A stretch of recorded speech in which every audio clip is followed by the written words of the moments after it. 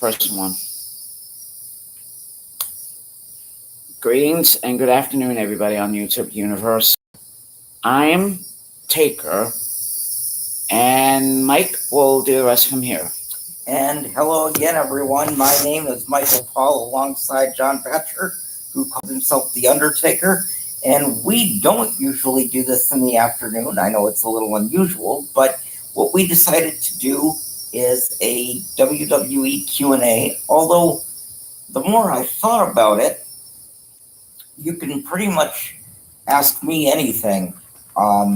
Anything from music to movies to sports to politics, and it doesn't have to video games to wrestling to video games, and it doesn't have to be strictly WWE. You can ask about Impact, AEW, WCW, ECW, New Japan, All Japan, Big Japan, and there was one other one. Oh, AAA, that's the one I was thinking of. Ring of Honor. Ring of Honor, which, especially now since they're kind of combined into one, since Tony Khan has bought started AEW, but bought out Ring of Honor.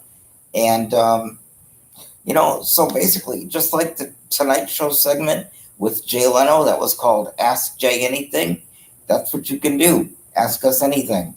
At least with me. If John wants to stick to wrestling, that's okay.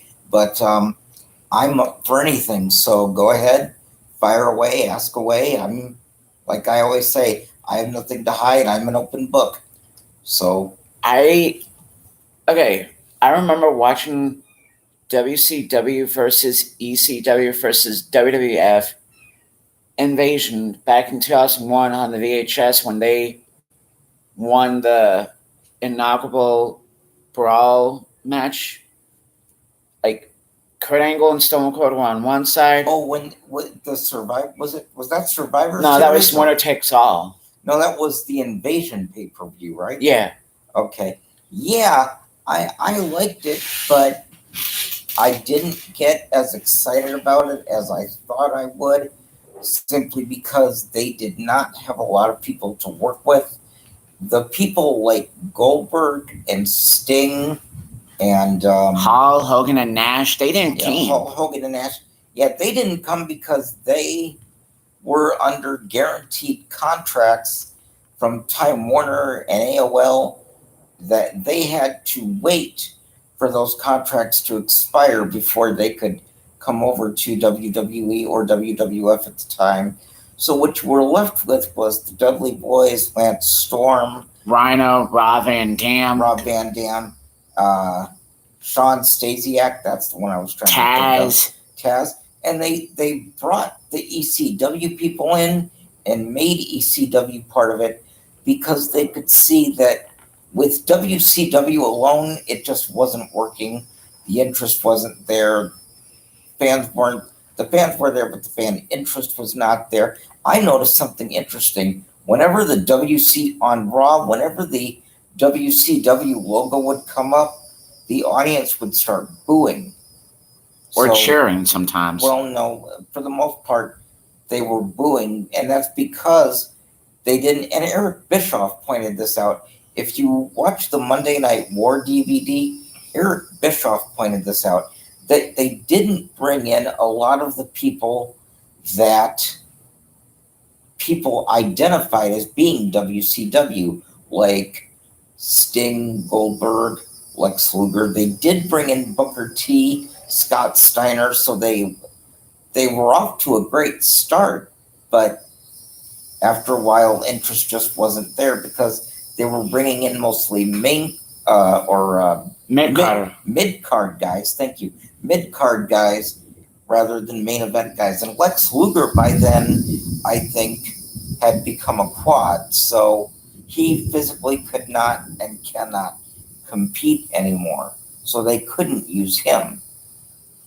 So, I gotta agree with you on this one. I mean, when the first episode of Monday Night Raw, when it was Kane and Jericho taking on Lance Storm and Mike Awesome, rest in peace, Mike Awesome. Oh, that's right, I forgot. they wanted to have a good. Kane and Jericho want to have a good match until Mr. Hall of Famer Rob Van Dam and the Innovator of Violence interfered in that match and cost the WWF guys the match. So it's 12-on-2, what JR said. I don't think. Well, I think the intent, and if you remember that last episode of Nitro, when they did the simulcast between Raw and Nitro, Mr. McMahon came right out and said, when people asked, well, Vince, you bought WCW, what are you going to do with it? He said, nothing. I'm going to kill it. I'm going to put it on a shelf and let it die. And that's basically what he did, because any WCW versus WWF match, the WWF guys always came out on top. So he wasn't going to let it be WCW. He wasn't going to do anything with it as a separate organization. Although, in a way, by law, legally, he could not do anything with it, because when the company went up for sale, they sold everything but the TV rights. So without having the TV rights, he couldn't do anything with it. And that's why Eric Bischoff backed out, because that's what he said in the Monday Night War DVD. He said, you can have anything associated with WCW, but we're not going to give you TV. And without TV, WCW isn't worth anything. Speaking about Eric, so legally, whether he wanted to or not, Mr. McMahon could not do anything with it. Speaking about Eric Bischoff, in his own words, I think he said, fuck this shit, I am walking out of here before everything gets worse. When McMahon was running the WCW from the WWE back then. Well, I don't remember him ever saying that, but... Nah, that's my own words. That's what Eric Bischoff is saying through my own words.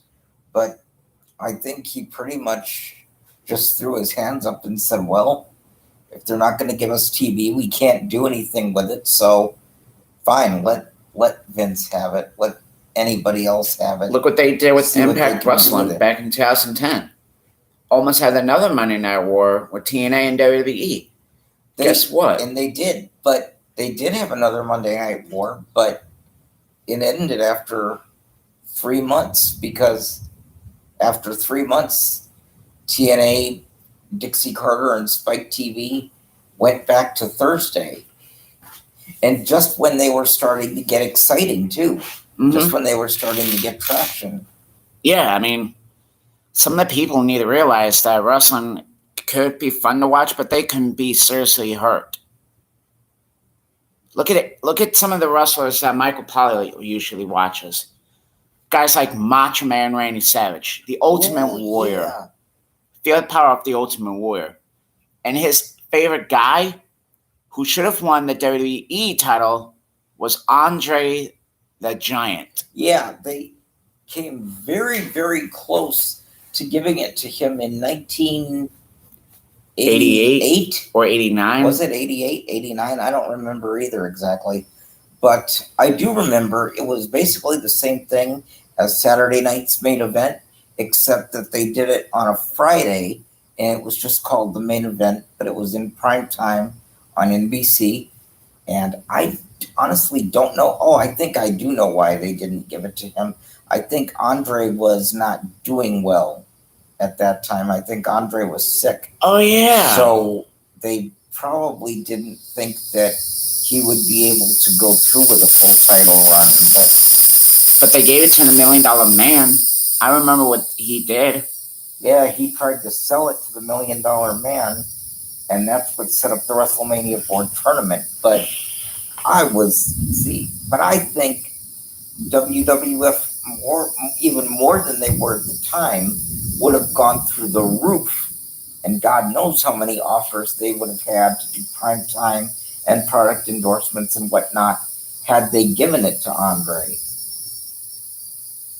I mean, before we had the whole corporation thing, I remember what Mr. McMahon said to JR in the interview with Bret the Hitman Hart. He was like, I did not screw Bret. Bret screwed Bret. I remember that. I do too. And the amazing thing is, as many people deny that they watch pro wrestling, as many people will tell you it's fake. These are the two big things that pro wrestling has accomplished. Even if you never, and Eric Bischoff again pointed this out in the Monday Night War DVD, even if you know nothing else about pro wrestling, you know who Hulk Hogan is. And even if you know nothing else about pro wrestling, you know about the Montreal Screwjob. That's how big it became, that it went outside. I don't know if I'm saying this word correctly or not. It's okay. It transcended wrestling. I think transcended wrestling or something like that. Went beyond wrestling. Mm-hmm. That even people outside the industry knew what it was, and it went from being a wrestling angle to being its own thing, because it wasn't just an angle, it was a realistic situation, and I think that's why people remember it. So, and look at the people we got now. We got 25 years later, because that was in 1997. 25 years later, people still talk about it. Yeah, I mean, look at the people we got now. We got Seth Rollins, who's doing good on Raw. We got the Bloodline, who's holding the titles for almost a decade. And don't get me started with Theory. And if you're hearing this, Theory, I hope you lose to either Brock or Roman or Bobby Lashley at SummerSlam. Wait a minute. What do you mean you hope? What is the matches between Roman and Brock? What if he comes in and cashes in between those two? Wait a minute. Oh, I see because he's fighting Bobby Lashley earlier. Okay, so I was wondering, where does Bobby Lashley fit in? But yeah, I forgot that.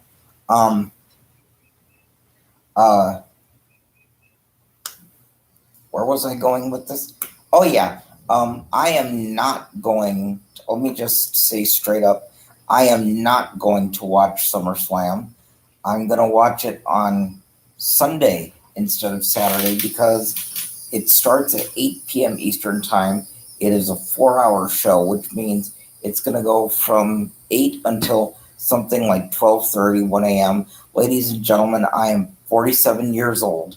I do not have the energy level to stay up that late anymore.